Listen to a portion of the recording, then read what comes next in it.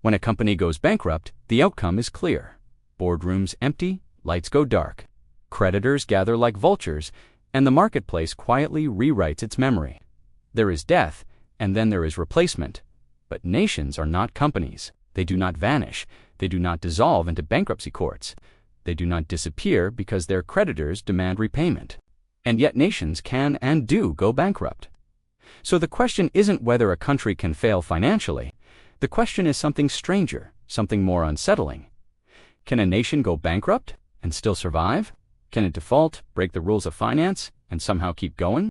Today, on The Financial Historian, we're going to explore one of the most misunderstood realities in economic history: sovereign bankruptcy, what it means, why it happens, why some countries collapse under its weight while others shed their debts like old skin and come out stronger.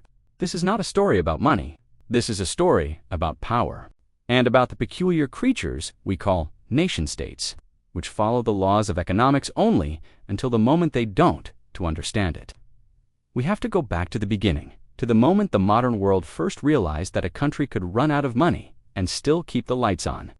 The paradox of the impossible bankruptcy, every economics textbook quietly whispers the same phrase. Governments are not like households.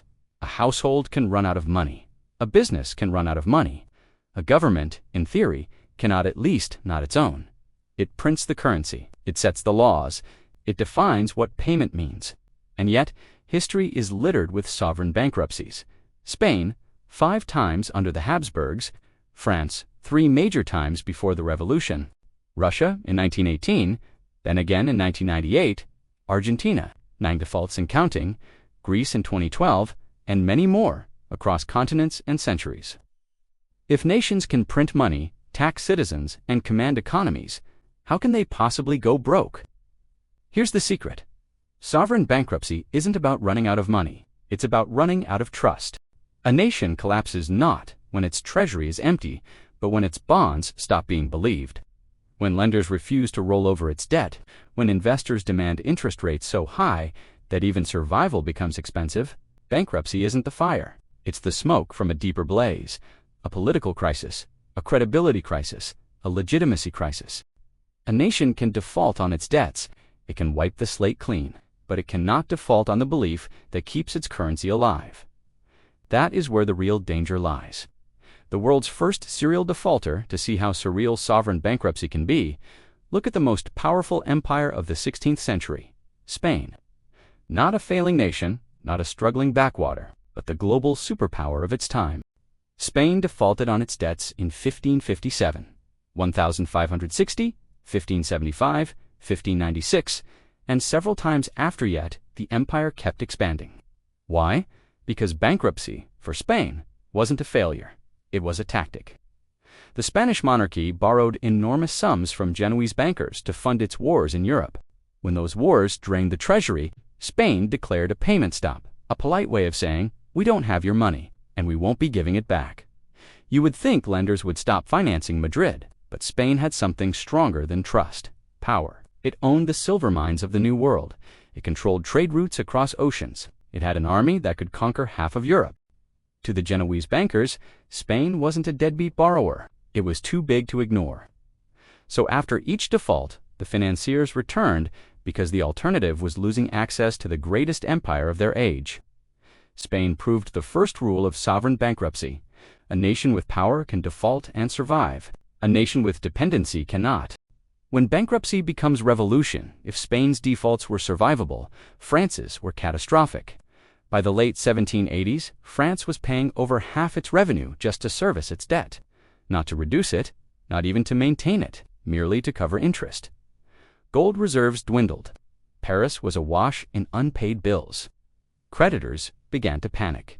France did what modern governments do today: tax the middle class, cut budgets, squeeze the margins. But there was one institution the monarchy was too afraid to tax: the aristocracy. Debt didn't destroy France. Inequality did.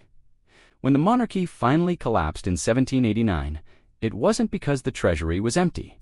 It was because the people no longer believed the system was fixable. Default became revolution. Bankruptcy became regime change. Economic failure became political failure. France learned the second rule of sovereign bankruptcy. Nations don't die when the money runs out. They die when legitimacy does. The modern default, nobody expected, one of the strangest sovereign bankruptcies of the 20th century, came from a country few expected: Russia. In 1998, the Soviet Union had fallen. Inflation was subdued. Oil prices were low but stable. Russia had opened itself to global markets. Then suddenly, seemingly out of nowhere, the Russian government announced that it could not pay its debts. It imposed capital controls. The ruble collapsed overnight. But here's what shocked economists. Russia didn't collapse with it. Factories didn't shut down. The political system did not dissolve. In fact, within 2 years, Russia's economy was growing at one of the fastest rates in the world. Why? Because default allowed it to do what corporate bankruptcies do: reset. By freezing payments and letting the currency crash, Russia wiped out a debt burden it could never afford, making its exports competitive again. Was it painful? Yes. Did it destroy the nation? No. It probably saved it. This revealed a third rule of sovereign bankruptcy. Sometimes a controlled collapse prevents a larger collapse. Default wasn't the poison, it was the antidote. The default that almost ended a continent, then there's Greece's bankruptcy, did more than destabilize its own nation.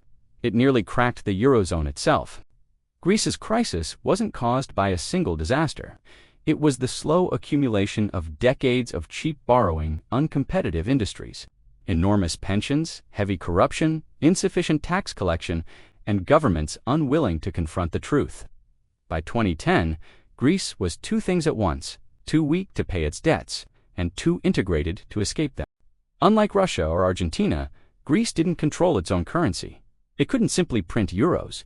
It couldn't devalue. It couldn't inflate. It was locked inside a monetary system, built around Germany's stability, but forced to operate under far different conditions. If Greece fell, the euro itself might break.